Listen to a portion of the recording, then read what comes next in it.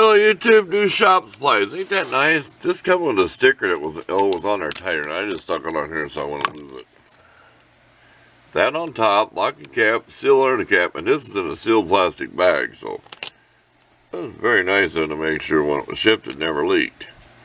Okay, now this is not necessarily for enameled paint. Now I thought instructions, or whatever, the info on Amazon, for enamel. Well, it works good with the brush cleaner. I tried some with thinning it out, a little aluminum palette. You want something to mix paint on? Well, look at this. You can clean it up. I also got some plexiglass. I tried some like with the silver. It kind of made the purple gooey. Instead of thinning it, it kind of made it gooey, so I'm kind of afraid to use it. I have very little paint thinner left. This is some really thinned down, I'm glad it is. That's for tools when you want to inset like a wrench and put that gray color. I made that color out of black and silver. What's this feel like, that little bump this morning? See, it still feels a little sticky, and it's been since yesterday afternoon. It's around noon. You see that? I don't think I'm going to use that as a thinner. Maybe on something that don't really matter, like these. I found another one in some paint, see? Maybe on something junk like this, put a clear coat, because the clear coat's going to dry. Okay, let's go on to the paintbrushes I got, so I can spend a little more time on them. So, beware. Great brush cleaner for cleaning parts. This was like 10 bucks a quart.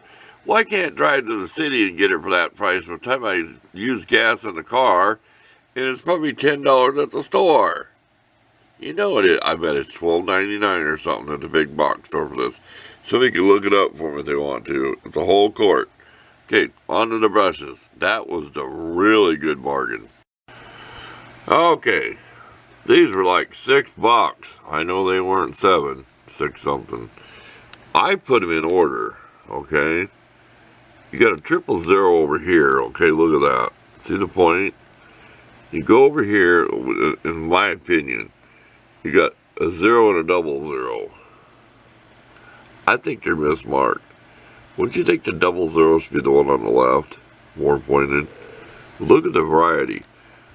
One of these I may chop down and make it flat bristle. I think you know what I mean. Like this, let me show you. Flat bristle, like that. I may cut one of these up. I don't want to do that. I'm not a pinstriper. I'm not going to ruin them nice big brushes. It might be something over here as it gets towards number 3 or 4. Because I've got to have a flat bristle brush. Okay, all it says on the back is these come with water soluble glue and wash it out with, don't use hot water. They want to don't use hot water.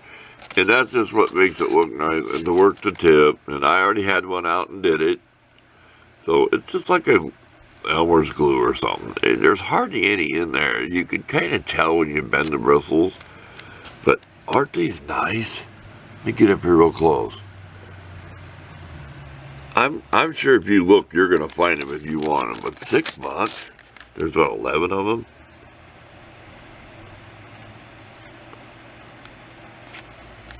There's really not a lot of information on here. Well, we all know where they're made. I don't know if that'd help me or not. But I just wanted to show, I said I don't show stuff to brag what I got and nothing like that. I don't get paid to show any product. And somebody might be interested. What kind of brushes is he using? Or they might see, what kind of brush? But ain't that pretty? I should take one out. Let me take one out so you can see how nice the wood actually looks for what they are. Okay, that's elastic in there. Kind of fidget to get it in. You got to take it all out of the plastic, of course, to get it out. But look how nice this looks. Let's see if I can get it right in focus where it doesn't get all shaky and blurry. Ain't that nice? Nice, pretty looking wood stain. I mean, the quality of it, it's not all, You know what I mean. It's not like these are all bent and they're garbage looking. I mean, those ferrules, all it is a piece of tin wrap. There is a seam on there somewhere. And you see the grooves, that's how they clamp it to the wood. Like I said, if you have to redo your paintbrush, I've in emergency turned them around to get done. Do not glue these on. Like I said, you may have to work on it again. Don't glue it on. Just shave it down and try to get the shape that it was. And if you break one, if you ever break one, you can get the wood out of these if you're real careful. I've done it. But ain't that nice? See, they go flat when you do that, of course. We all know that, right? I want one flat starting out. Let's get down here. There. Let's go this way. See, you slap a lot of paint on. You know, if you could make a brush stay like this, think of the streaking you do for faux wood painting for the grain. Barely dip into some really thin paint and make the grain, just watch the grain that's on the table. That's why I got to chop a flat one also, because that's what I do to use I use a fine pointed, and I'll roll it like the pinstriper guy does. And if you start out, here's the secret, you start out fat, like not on a car, and then you slowly lift at the end where it's pointy. That's how I do my full wood grain. Pinstriping, you'll see the guy, they might use old magazine, and it's always at a point.